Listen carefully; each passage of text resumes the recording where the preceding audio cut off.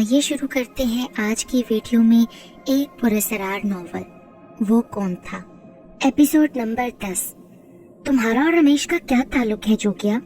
मैं गैर इख्तियारी तौर पर जोगिया से वो सवाल कर बैठा जो मेरे जहन में बार बार कलबला रहा था। तुम अभी अपनी माँ के जीवन की रक्षा की बात कर रहे थे ना? उसने मेरा सवाल नजरअंदाज करते हुए ठोस आवाज में कहा, मारना जलाना ऊपर वाले के इख्तियार में है। मैं तुम्हें केवल इस बात का विश्वास दिला सकता हूँ कि रमेश की पलीत शक्ति तुम्हारी माँ की मौत का कारण नहीं बन सकेगी, लेकिन इसके लिए भी एक शर्त होगी। वो क्या है? अपनी माँ से कहना कि वो 10 चंद्रमा के उभरने और डूबने तक घर से बाहर कदम ना रखे। ठीक है, मैं कोशिश करूंगा कि माँ को किसी तरह 10-12 रोज तक सिर्फ घर की 4 दीवारी तक ही महदूद रखूं। एक और बात सुन लो तुम, अब कभी अपने मन में जोगिया की तरफ से मैल लाने की भूल मत करना, वरना मेरा और तुम्हारा संबंध टूटते देर नहीं लगेगी। अब मैं जा रहा हूँ, मेरी कही हुई बातों का ध्यान रखना। वो चला गया। मेरे जहन को सुकून की शदीद जरूरत थी, सो मैंने अपनी आंखें मूंद ली। माँ फाखरा से मेरी शादी की तैयारियों के एहतमाम में मसरूफ थी और जोगिया ने कहा था कि मैं 10-11 रोज तक उन्हें घर की दहलीज से कदम बाहर निकालने से रोक दूं। मैं खुले लफ्जों में माँ से हकीकत बयान करता, वो जो सवालात करती उसके जवाब देना मेरे लिए कतई नामुमकिन था। औलाद के सर पर सेहरा सजाने की ख्वाहिश ने उनकी ममता को जो तस्कीन दे रखी थी, मैं उसे ठेस नहीं पहुँचाना चाहता था। मेरी खामोशी की वजह से वो खुदा न ख्वास्ता किसी खतरे से दो चार हो जाती, मुझे ये भी मंजूर नहीं था। चुनाचे मैंने खुद को घर तक महदूद कर लिया। यही एक सूरत ऐसी थी कि माँ को 10 रोज तक घर से बाहर निकलने से किसी न किसी बहाने रोका जा सकता था। रमेश ने 2 दिन की जो मोहलत दी थी, उसका एक एक लम्हा मेरे लिए बड़ा आसाब शिकन था। जैसे जैसे वक्त गुजरता जाता था, मेरी बेचैनी बढ़ती जाती थी। एक दिन और गुजर गया तो मेरी वहशतों में भी उसी कदर इजाफा हो गया। रमेश और जोगिया के मुकाबले में मेरे लिए जोगिया का इंतखाब इसलिए मौजू था कि उसने अभी तक मेरे साथ कोई ज्यादती या जोर जबरदस्ती नहीं की थी, जबकि रमेश ने खुले अल्फाज में जरगाम से लेकर मेरे ड्राइवर की मौत तक का इकरार कर लिया था। दूसरे रोज लंच के बाद मैं माँ के कमरे में बैठा बातें कर रहा था, जब माँ ने मुझे बताया कि वो शाम को बेगम नफीस के साथ शादी के सिलसिले में कुछ जरूरी अशिया खरीदने बाजार जाना चाहती है। मेरे पैरों तले से तो जमीन सी रख गई। रमेश की दी हुई मोहलत खत्म होने का वक्त भी सर पर था और जोगिया की हदायत के मुताबिक माँ को मजीद 9 रोज तक घर की दहलीज से बाहर कदम निकालने की इजाजत नहीं थी। आप क्यों जहमत करती हैं माँ? चीजों की जो फहरिस्त है वो मुझे दे दे, मैं ड्राइवर के साथ जाकर सारी अशिया ले आऊंगा। अरे नहीं, अव्वल तो ये मर्दों को औरतों की पसंद का अंदाजा नहीं होता। दूसरे ये कि शादी ब्याह के मामले में सैकड़ों छोटी मोटी लेकिन अहम चीजें दरकार होती हैं ना, जो बाजार में खरीदो फरोख्त के दरमियान याद आती रहती हैं। तो फिर एक निहायत मुनासिब तरीका और भी है अम्मा। वो क्या? आप आंटी को यहाँ बुला लें, घर पर इत्मीनान से बैठकर बातें करें। मैं फाखरा के साथ बाजार चला जाता हूँ। इस तरह औरतों की पसंद का मकसद भी पूरा हो जाएगा और आपको बिला वजह की थकान भी नहीं होगी। सिर्फ तुम्हारा जाती मकसद पूरा हो जाएगा ना भाई, अशिया की फहरिस्त तो धरी की धरी रह जाएगी तब भी। इसमें कोई बुराई नहीं है अम्मी। अगर लड़का और लड़की शादी से पहले एक दूसरे को ठोक बजाकर अच्छी तरह परख लें, एक दूसरे की तबीयत पसंद नापसंद से वाकिफ हो जाएं, तो इसमें बुराई भी क्या है? और भी कोई बहाना तराशना है या बात कर चुके? क्यों, क्या मैंने कोई गलत बात कह दी अम्मी? फिलहाल तुम्हारे लिए इसमें कोई बुराई नहीं। आज बेगम नफीस की बच्ची का मामला है, लेकिन कल जब खुदा के फजलो करम से तुम्हारा घर आबाद होगा, तुम्हारी कोई बेटी जवान होगी, तुम्हारे होने वाले दामाद साहब ठोक बजाकर देखने वाली बात कहेंगे, उस वक्त पूछूंगी बेटे साहब कि कितने 20 के 60 होते हैं। और हाँ, बेगम नफीस ने भी इस ख्याल का इजहार किया है कि वो तुम्हारे शादी के जोड़े के पैसे तुम्हें दे देंगी। वो जाकर अपनी पसंद का लिबास सिलवा लेना। यानी आप मान गई हैं कि मैं और फाखरा साथ जाकर शॉपिंग करें? ये तुम्हें किसने कहा? अरे अभी आप ही तो कह रही थी कि मैं खुद जाकर जोड़ा सिलवा लूंगा। अच्छा, ये बेतुकी बातें छोड़ो और ढंग की बात करो। 2-4 दिनों में मैं बेगम नफीस से शादी की तारीख ठहरा लूंगी। तुम पहली फुर्सत में कार्ड छपने के लिए दे देना। मेहमानों की फहरिस्त तैयार करने और न्योता देने में अच्छा खासा वक्त दरकार होता है। ठीक है अम्मी, आप जैसा चाहेंगी बिल्कुल वैसा ही होगा, लेकिन आपको एक बात मेरी भी माननी पड़ेगी। कहो। फिलहाल आप 10-11 रोज तक घर से कहीं बाहर नहीं जाएंगी। इसके बाद आप कहेंगी तो मैं दिन रात आपके साथ चलकर सारे अधूरे काम मुकम्मल करा दूंगा। पर मेरे ऊपर ये 10-11 रोज की बंदिश क्यों आयद कर रहे हो भाई? दरअसल मैं आपके सिलसिले में आज एक दूसरे डॉक्टर से भी सेकंड ओपिनियन की खातिर मिला था آپ کی رپورٹس اور تمام کیفیت سننے کے بعد انہوں نے اس بات پر اطمینان کا اظہار کیا ہے کہ جو علاج ہو رہا ہے وہ نہایت مناسب ہے، لیکن فی الحال آپ کو ہفتے عشرے کے لیے بیڈ ریسٹ کی شدید ضرورت ہے۔ تم کہتے ہو تو میں خیال رکھوں گی، لیکن آج میں چونکہ بیگم نفیس سے ان کے ساتھ جانے کا وعدہ کر چکی ہوں، اس لیے ماں نے ابھی اپنا جملہ مکمل نہیں کیا تھا کہ فون کی گھنٹی بجی۔ ان کی گفتگو سے مجھے اس بات کا اندازہ ہو گیا کہ دوسری جانب سے بیگم نفیس بات کر رہی ہیں۔ میں دل ہی دل میں دعا کرنے لگا کہ خدا کرے بیگم نفیس خود پروگرام ملتوی کر دے۔ پھر وہی ہوا جو میں نے چاہا تھا۔ ماں نے گفتگو کرنے کے بعد ریسیور رکھتے ہوئے مجھے بتایا کہ بیگم نفیس کو اپنے پڑوس میں کسی کی اچانک موت میں شرکت کرنی ہے، اس لیے وہ آج بازار نہیں جا سکیں گی۔ میں نے سکون کا سانس لیا۔ شام کو چائے پینے کے بعد میں لان میں چہل قدمی کر رہا تھا جب ملازم نے میرے آفس مینیجر کی آمد کی اطلاع دی۔ آفس نہ جانے کی وجہ سے میں نے اپنے جنرل مینیجر رشید فاروقی کو بیشتر ذمہ داریاں سونپ دی تھیں۔ صرف اہم کاروباری دستاویزات پر دستخط کی خاطر میں نے آفس مینیجر کو گھر آنے کی اجازت دی تھی۔ کچھ دیر بعد ڈرائنگ روم میں داخل ہوا جہاں میرا مینیجر 2-3 فائلز کے ساتھ میرا منتظر تھا۔ کہیے رضا صاحب، کیسے آنا ہوا؟ چند ضروری کاغذات پر آپ کے دستخط چاہیے تھے، اسی کی غرض سے حاضر ہوا ہوں۔ دفتری معاملات کا کیا حال ہے بھائی؟ سب کچھ ٹھیک ہے سر، صرف آپ کی کمی محسوس ہوتی ہے۔ دستخط مکمل ہو جانے کے بعد وہ فائل سمیٹ کر اٹھنے کے لیے پر توڑ رہا تھا جب قریب رکھے ہوئے فون کی گھنٹی بجی۔ میں نے ریسیور اٹھایا اور دوسری جانب سے منوالا کی مانوس آواز ابھری۔ میں نے آپ کو ڈسٹرب تو نہیں کیا نا؟ کچھ ضروری کام نپٹا رہا تھا لیکن اب فارغ ہو چکا ہوں۔ اس کا مطلب یہ ہوا کہ آپ نے تمام کاغذات پر آنکھ بند کر کے دستخط کر دیے ہیں؟ ہاں، لیکن تم؟ کیا مینیجر جا چکا ہے؟ منوالا نے میری بات کاٹ کر تیزی سے سوال کیا۔ اس کے لہجے میں کچھ ایسی ہی بات تھی کہ میں نے چونک کر پوچھا، کوئی خاص بات؟ میں نے تمہیں اپنے سائے سے بھی ہوشیار رہنے کو کہا تھا اور تم نے آنکھیں موند کر اپنی بربادی کے پروانے پر بھی دستخط کر دیے۔ اس بار منوالا نے جوکیا کا بتایا ہوا مخصوص کوڈ دہراتے ہوئے سپاٹ آواز میں کہا تو میرے دل کی دھڑکنیں تیز ہو گئی، لیکن میں نے فوری طور پر کسی اضطراری کیفیت کا اظہار نہیں کیا۔ مینیجر پر ایک سرسری نظر ڈال کر لاپرواہی سے بولا، ملاقات کب ہو رہی ہے؟ جن فائلز پر دستخط کر چکے ہو انہیں اپنی کوٹھی سے باہر نہ جانے دینا۔ میں دیکھ رہا ہوں کہ مینیجر ابھی تک تمہارے سامنے بیٹھا ہے۔ میں تمہاری طرف سے چوکنا نہ ہوتا تو تم دھوکہ کھا جاتے۔ یہ بات شاید تمہارے دھیان سے نکل گئی تھی کہ جس پاپی نے تمہیں 2 روز کا سمے دیا تھا اس کا وقت پورا ہو چکا ہے۔ معاملے کی نوعیت کیا ہے؟ میں نے پھر پہلو بدل کر دریافت کیا۔ میں نے تمہاری ماں کی حفاظت کا جو وچن دیا تھا اس کے انوسار میں نے تمہاری کوٹھی کے چاروں طرف اپنی شکتی کا حصار باندھ دیا ہے، جس میں رمیش کی پلید طاقتیں کوئی گڑبڑ گھوٹالا نہیں کر سکتی۔ میں ایسا نہ کرتا تو شاید اس سمے وہ تمہارے مینیجر کا شریر حاصل کرنے کی بجائے خود اپنے روپ میں بیٹھا ہوتا۔ کیا دوسری پارٹی کو تمہارے کاروبار کی خبر ہے؟ میں نے پھر رازدارانہ انداز میں سوال کیا۔ وہ مورخ ابھی اتنا مہان نہیں ہوا کہ جوگیا کی چھایا تک بھی پہنچ سکے، پرنتو اب وہ تاڑ گیا ہے کہ کوئی شکتی اس کے راستے میں روڑے اٹکا رہی ہے۔ میری بات پورے دھیان سے سنو، اسے ڈرنے کی بھول مت کرنا ورنہ بنا موت مارے جاؤ گے۔ وہ دش یہ جاننے کی کوشش ضرور کرے گا کہ تمہاری سہایتا کون کر رہا ہے، لیکن تم ہر حال میں اپنی زبان بند رکھو گے۔ سن رہے ہو میں کیا کہہ رہا ہوں؟ تمہیں ہر حال میں اپنی زبان بند رکھنی ہوگی۔ مینیجر سے فائلیں لے کر اسے جانے کو کہو، کوئی بھی بہانہ کر دو۔ جب تک جوگیا کی شکتی تمہارے ساتھ ہے اس دھرتی کی کوئی طاقت تمہارا کچھ نہیں بگاڑ سکے گی۔ منش کو کچھ پراپت کرنے کے کارن کچھ کھونا بھی پڑتا ہے، ہو سکتا ہے کہ تمہیں بھی کشٹ بھوگنا پڑے۔ ایسے سمے میں اپنے پاؤں دھرتی کے ساتھ پوری مضبوطی سے جمائے رکھنا۔ تمہیں جوگیا کی شکتی پر بھروسہ کرنا ہوگا، اس کے سوا تمہارے پاس کوئی دوسرا راستہ بھی نہیں۔ تمہاری ماتا کو اپنے کھینچے ہوئے حصار سے باہر جانے سے روکنے کے کارن میں نے ہی بیگم نفیس کو فون کروایا تھا۔ میں اس سلسلے میں اور کیا کر سکتا ہوں؟ میں نے اشاروں میں پوچھا۔ اس وقت میرے دل و دماغ کی جو کیفیت تھی اس کا اندازہ میرے سوا اور کوئی نہیں کر سکتا تھا۔ جوگیا کے کہنے کے مطابق اس وقت میرے سامنے آفس مینیجر رضا کی شکل میں میرے سب سے بڑے دشمن رمیش کی پراسرار قوت موجود تھی۔ اس نے جن کاغذات پر میرے دستخط حاصل کیے تھے ان میں سے کوئی ایک ایسی دستاویز بھی ضرور موجود تھی جو میری بربادی کا سبب بن سکتی تھی۔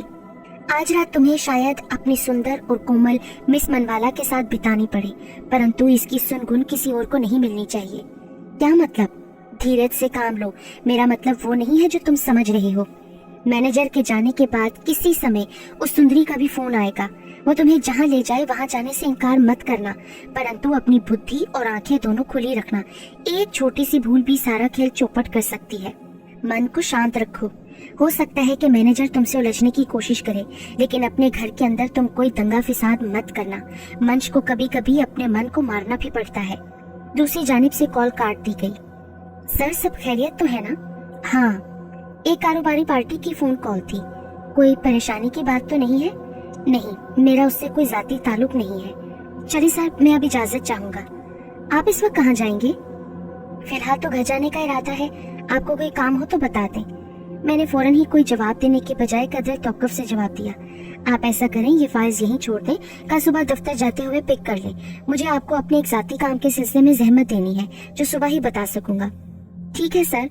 उसने खिलाफी तवक्का फाइल्स मेज पर रख दी। मैं कल सुबह हाजिर हो जाऊंगा सर। मैनेजर खामोशी से चला गया तो मैंने उन फाइलों में अपने दस्तखत शुदा कागजात का दोबारा जायजा लिया। फिर उस वक्त मेरे दिल की धड़कनें गैर मतवाजन होने लगी जब मैंने 3 सफ़हात पर मुश्तमिल एक दस्तावेज को पूरी तफसील से पढ़ा। जिस फाइल में उस दस्तावेज को रखकर मेरे दस्तखत हासिल किए गए थे वो ज्यादा अहमियत की हामिल नहीं थी, लेकिन वो कागज एक ऐसी पार्टनरशिप डीड थी जिसके मुताबिक मैंने एक और firm Gupta Naresh and sons के साथ बराबर की शराकत दारी का न सिर्फ मुआहिदा किया था, बल्कि इस मुआहिदे को 10 साल तक बरकरार रखने की खातिर 10 करोड़ 80 लाख रुपए बतौर ज़र ज़मानत मज़कूरा फर्म के खाते में 10 दिन के अंदर अंदर जमा कराने का इकरार भी किया था, जो मेरी तरफ से शराकत दारी खत्म करने की सूरत में बहक गुप्ता नरेश एंड सन्स जब्त हो जाते। इसके अलावा और भी ऐसी शर्तें थी जिन्हें पढ़कर मेरा जहन चकरा कर रह गया। अगर जोगिया ने बर वक्त मुझे हालात से खबरदार ना किया होता तो मेरी बर्बादी में कोई कसर बाकी नहीं रहती। मैं अंधेरे में ऐसी खतरनाक साजिश का शिकार हो जाता जिसका खमियाजा शायद मुझे उम्र भर भुगतना पड़ता, फिर भी उसकी तलाफी मुमकिन ना होती। यहाँ मैं ये भी बताता चलूं कि मज़कूरा फर्म के मालिक नरेश चंद्र से कारोबारी हरीफ होने के बावजूद न सिर्फ मेरे वालिद के हमेशा बहुत अच्छे मरासिम और ताल्लुकात रहे थे, बल्कि उनकी मौत के बाद नरेश चंद्र ने कई मौक़ों पर मेरी भी बेलौस मदद की थी और अपने तजर्बात से नवाजा था। मेरी वालिदा भी उनके लिए बहुत अच्छी राय रखती थी। फिर इस मुआहिदे को तैयार करने में किसका हाथ था? क्या नरेश चंद्र को इस मुआहिदे का इल्म था या इसमें सिर्फ रमेश की किसी हरामजदगी को दखल था? 10-11 करोड़ की रकम नरेश चंद्र के लिए कोई ज्यादा हकीकत नहीं रखती थी, लेकिन कारोबार में कभी कभी बहुत अच्छी साख के मालिकान भी दौलत की हवस में अंधे होकर बड़े से बड़ा फ्रॉड करने पर आमादा हो जाते हैं। क्या नरेश चंद्र के जहन में भी कोई फतूर आ गया था? क्या वो अपनी साबका दोस्ताना रवायात को खत्म करके हमारी दुश्मनी पर आमादा हो गया था? अगर ऐसा था भी तो रमेश जैसे गलीज आदमी को दरमियान में लाने की क्या जरूरत थी? रमेश और नरेश चंद्र का एक दूसरे के साथ क्या ताल्लुक था? क्या वो लालच में आकर रमेश की काली कुव्वतों से फायदा उठाना चाहता था, या रमेश ने उसे भी अपने किसी नापाक और गंदे जाल में फंस कर बेबस कर रखा था? अगर 10 करोड़ 80 लाख की रकम नरेश चंद्र के खाते में जमा हो जाती तो रमेश उसे किस तरह हासिल करता? वो अगर नरेश चंद्र का दुश्मन था तो उसको भी अपने सफली के अमल से हलाक कर सकता था। मौत के बाद वो उसकी तमाम दौलत हासिल करने की खातिर अपनी तागूती कुव्वतों को बरोए कार लाकर सैकड़ों रास्ते हमवार कर सकता था। आखिर हकीकत क्या थी? मेरा जहन बड़ी देर तक कलाबाजियां खाता रहा, लेकिन कोई आखिरी नतीजा अखज न कर सका। मैंने बहुत गौर खोज के बाद उस मुआहिदे को फाड़कर नजरे आतिश कर दिया। बाकी फाइल्स को एहतियात से अलमारी में रखा। फिर फैमिली लाउंज में जाकर बैठ गया, जहां मेरी माँ फोन पर किसी हम उम्र खातून से गुफ्तगू में मसरूफ थी। उसी रात मेरी हैरानियों में एक नए बाब का इजाफा हुआ।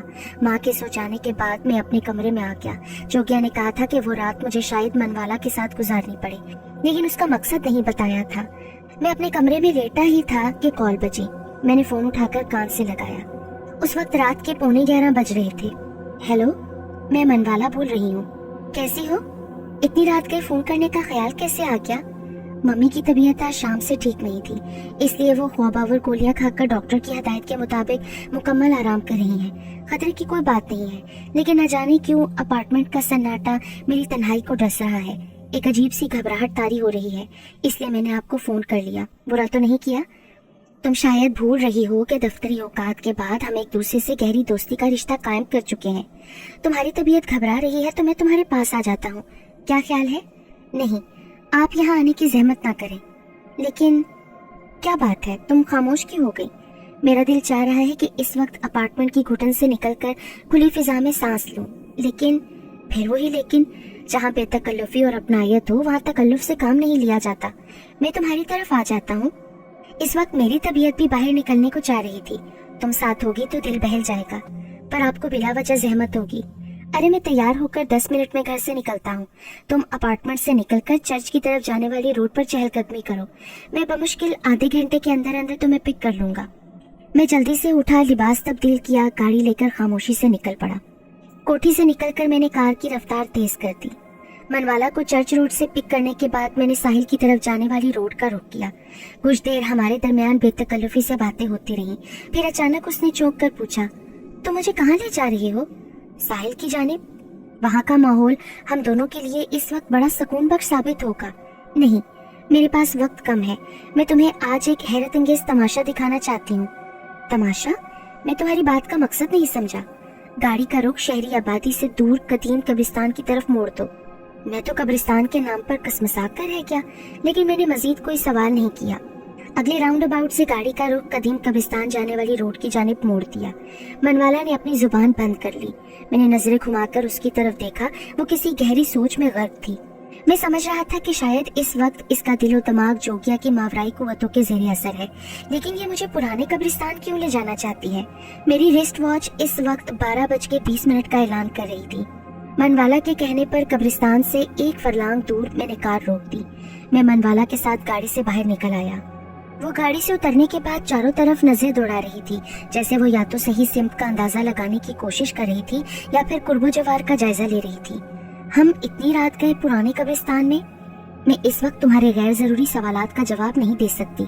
जो कुछ हो रहा है या होने वाला है उसे खामोशी से देखते रहो। मैं 3 कश्तियों में सवार हूँ। अगर मेरी तवज्जो किसी एक तरफ हो गई तो दूसरी तरफ से कोई खतरा भी पेश आ सकता है। मैंने खामोशी इख्तियार कर ली।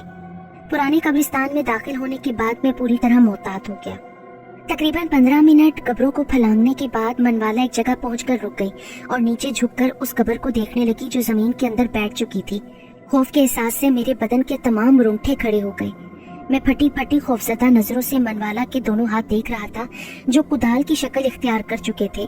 मैंने अगर अपने होंठ सख्ती से दांतों तले न भींच लिए होते तो शायद अपने हलक से उभरने वाली चीख की आवाज पर काबू ना पा सकता। मैं खौफजदा नजरों से सब कुछ देखता रहा। मनवाला ने किसी माहिर कोरकन की तरह कब्र की मिट्टी दाएं बाएं फेंककर अंदर से 3 फुट लंबा हड्डियों का एक पिंजर बाहर निकाल लिया। फिर उसे जमीन पर अपने सामने रखकर तहकमाना लहजे में बोली, अब आखिरी फैसले का समय करीब आ रहा है। मैं तुझे जन्म देने वाले की सौगंध देती हूँ कि अपनी हड्डियों की शक्ल बदल कर अपने असली रूप में सामने आ जा। मैं फटी फटी नजरों से हड्डियों के उस साल खुर्दा पिंजर को देख रहा था जिस पर धूल जमी हुई थी। मनवाला अपना जुमला बार बार दोहरा रही थी। अचानक मौसम का अंदाज भी भयानक हो गया। आसमान पर बिजलियां कड़कने लगी, बादल गरजने लगे, पुरसुकून फिजा में तेज हवाएं चलने लगी। मेरे दिल की धड़कनें तेज हो गईं। वो तिलिस्मी माहौल मेरे लिए दुनिया के 7 अजूबों से ज्यादा अहमियत हासिल कर गया था। मैंने सोचा कि मनवाला का हाथ थामकर उसे घसीटता हुआ इस हौलनाक माहौल से दूर निकल जाऊं, लेकिन अपने इरादे की तकमील की जुर्रत न कर सका। किसी नादीदा ताकत ने मेरे कदमों को जमीन से जकड़ दिया था। मैं मनवाला को किसी खतरे का एहसास दिलाना चाहता था, लेकिन मेरी कुव्वत मुझसे छीन ली गई थी। मैं किसी बेजान मुजस्मे की तरह अपनी जगह साकित और जामिद खड़ा सब कुछ देख रहा था। मनवाला बार बार वही जुमला दोहरा रही थी।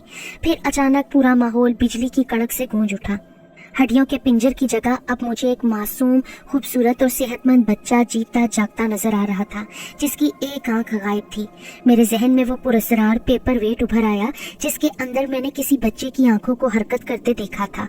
उसकी कर्ब में डूबी आवाज भी सुनी थी। मुझे यूं लगा जैसे मैं कोई भयानक ख्वाब देख रहा हूँ। मेरा सारा जिस्म पसीने में शराबूर हो गया। मेरा वजूद लड़खड़ा रहा था। बालक, अब तेरे साथ कोई पलीद शक्ति, कोई जुल्म सितम नहीं कर सकती। मैं तेरी सहायता करूंगी। तू अब अपनी जुबान से सब कुछ उगल दे। वो कौन पापी था जिसने तेरी माँ की आत्मा को घायल किया था? मुझे परेशान मत करो, मेरी आत्मा को शांत रहने दो। जो बीत गया उसे कुरेदने से क्या होगा? हो सके तो मेरे ऊपर एक मेहरबानी कर दो, मेरी माँ को मुझसे मिला दो। बच्चे की वही कर्बनाक आवाज मेरे कानों में सुनाई दी। बच्चे की एक आंख की जगह खला था, दूसरी आंख से आंसुओं के शबनमी कतरे उबल रहे थे। मैं तो सरता पा लरस गया। जिस पापी ने तेरे ऊपर जुल्म किया है उसका नाम उगल दे बालक। मैं तुझे वचन देती हूँ कि मेरी शक्ति तेरे साथ न्याय करेगी। मैं उस अपराधी को नष्ट कर दूंगी और तुझे तेरी माँ से भी मिलवा दूंगी। अपनी जुबान पर पड़े ताले तोड़ दे। ये समय भी बीत गया तो मैं भी बेबस हो जाऊंगी। मेरी माँ कहाँ है? वो अभी जिंदा है, तेरी जुदाई का गम भोग रही है। क्या तुम मुझे मेरी माँ से मिलवा सकती हो? हाँ, केवल इस शर्त पर कि तुम मुझे उस अपराधी का नाम बता दो। नहीं नहीं, वो महान शक्ति का मालिक है। अगर मैंने तुम्हें उसका नाम बता दिया तो वो मेरी दूसरी आंख भी निकाल लेगा। दूसरी आंख भी चली गई तो फिर मैं अपनी माँ के दर्शन कैसे करूँगा? तुम चली जाओ, मेरी आत्मा को और दुख ना दो। क्या उस अपराधी का नाम रमेश है? नहीं, मुझे कुछ नहीं मालूम, मैं वापस जा रहा हूँ। अगर आपको हमारी वीडियो पसंद आती है तो वीडियो को लाइक कीजिए और मुझे कमेंट्स में बताइए आपको वीडियो कैसी लगी, और चैनल को ज़रूर सब्सक्राइब कीजिए।